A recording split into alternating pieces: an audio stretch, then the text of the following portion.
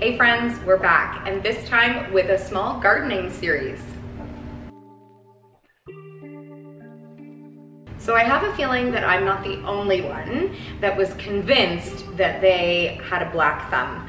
I thought for sure any plant that I tried to grow would die. I know that was the case for indoor plants, so I was a little worried about gardening, but we have a beautiful backyard and I wanted to teach my kids about where their food came from. So many years ago, 4 or 5, I started the pursuit of gardening and I have totally fallen in love. That being said, I officially have no problem with growing things. My issue is choosing what not to grow. So I was so excited at the prospect of all of these beautiful seed packets and all these incredible things that I could have in my backyard that I had a hard time choosing just a few. So I definitely over the years have learned the hard way that having a jungle of tomatoes that you can't actually get in to harvest is not necessarily a good thing. So if I can teach you one tip today, it would be don't go overboard. Keep it simple, keep it clean, and always err on the side of caution. Our Picollo Seeds are amazing for beginners. Imported from Italy, you know you're getting some really high quality plants. So we've got everything from starter herbs to San Marzano tomatoes, jalapenos, and edible flowers for your cocktails this summer. Inside the packaging, everything is sustainable, including the outer packaging. It's also perfect for beginners. Open it up, it will tell you exactly how to sow your seeds, transplant them into your garden, take care of the plant, and harvest. From start to finish, they've got you covered. There are so many great resources out there to help you start your own garden. Whether or not you're just searching around on the internet or you're checking things out on Instagram, there are so many great options. This book called Grow Food for Free by Hugh Richards is fantastic. It covers all the basics from sowing seeds, which means planting the little seeds in soil, to transplanting, gardening basics, as well as harvesting your bounty. Our goal with our gardening section this year was to choose really effective, beautiful, and sustainable pieces. So for example, we partnered with Watson Gloves, a Canadian founded and produced glove company. For example, these ones are biodegradable. We have other gloves that are made from plastic water bottles, and they are fantastic, super effective, and also environmentally friendly. A dibber is another really helpful gardening tool. It has measurements all the way along so that you can actually put this into the soil, the depth that your seed needs to be planted. Yes, certain seeds need to be planted at certain depths. And if you're anything like me, you probably do not a great job at estimating how deep that is. So something like a dibber will help eliminate any of those honest mistakes. I've corralled all of my favorite gardening tools into a little caddy. It's made of powder-coated metal, which makes it perfect for indoor and outdoor activities and hosing down when it gets extra gross. Plant clips are another sneaky gardener tool that not everybody knows about. Probably most people don't know about them. These ones are wooden though. I didn't even know wood plant clips existed. So they look like that. And they have holes so that you don't squish the really beautiful shoots of your plants. So perfect for gathering binding tomatoes or keeping your indoor plants upright. You simply clip these onto a shoot and keep your plant going in the right direction. Once you get into harvesting season, the fun begins. So having a really great sharp, small pair of scissors on hand is fantastic. These ones are really great for getting in there into the nooks and crannies and really cutting exactly where you want to.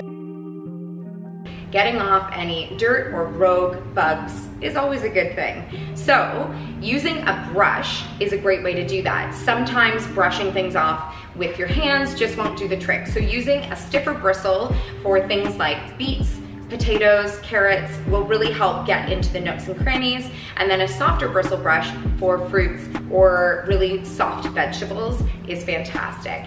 I also want to share with you my new favorite brush, which is a mushroom brush. And many people don't realize that you shouldn't wash your mushrooms underwater because it's actually washing away some of the nutrients. Brushing them free of any little dirt particles or things like that is all you need to do to make sure you have clean mushrooms going into your dinner. And now you are saying goodbye to your beautiful crops for another season. What I learned after my first year of gardening was that you could actually keep the seeds from your plants that you planted from that season and use them the next year to grow next year's crops. So what we have here are beautiful, simple, brown craft seed bags with a spot for labeling to keep your seeds dry and safe for another season. Fantastic for gifting some of your seeds from your plants or just holding on to them for the next year. We had a few questions come in on Instagram, so I wanted to also talk to those. One of the questions was what my favorite seeds are. So my top 4 favorite seeds to start are herbs, of course. So I've got 2 herbs right here. Parsley is one and basil is the next. Basil is one of my favorites because I use it all summer long. It is amazing as long as you take care of it by pinching off dead leaves and any of the blooms at the top. It's gonna bloom all summer for you and you'll be good to go. Parsley is another really easy one. It sprouts super quickly and you can use it all summer. A quick tip, which I didn't realize until last summer, is that it actually comes back. So every year it's gonna pop right up where you planted it the first time, no need to replant. Tomatoes and jalapenos are another one that I love to do. Peppers, any spicy pepper in general, is really fantastic if you have a lot of animals in your backyard, like I do. So I can tell you from experience that squirrels do not love burning mouths. So doing a spicy pepper is a great way to ensure that you get a veggie from start to finish in the growing season. And tomatoes are so fun because you can eat them right off the vine. It's really exciting to be able to pull things off every night as they get ripe and pop them into a salad.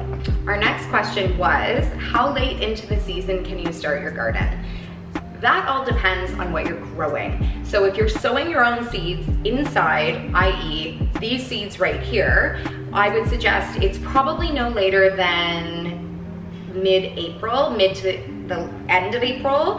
That way you wanna make sure that your growing time actually produces fruit at the end of the summer before it gets cold. If you're growing inside in a pot, it's pretty much any time you feel like it. The next question was, what do you know now that you wish you knew when you started your garden? Which is also a really great question. And I think that would be, use a little restraint when it comes to gardening. When packages say that things will spread 30 inches side to side, believe them. I used to think that I could just shove in as much as I wanted and make things grow up. And well, I'm sure some people can make that actually happen. It was not the case for myself. I had tomato vines looping into my neighbor's fence and all onto our lawn that drove my husband insane when he was trying to cut the lawn because I wouldn't let him cut the patch where my tomatoes were laying.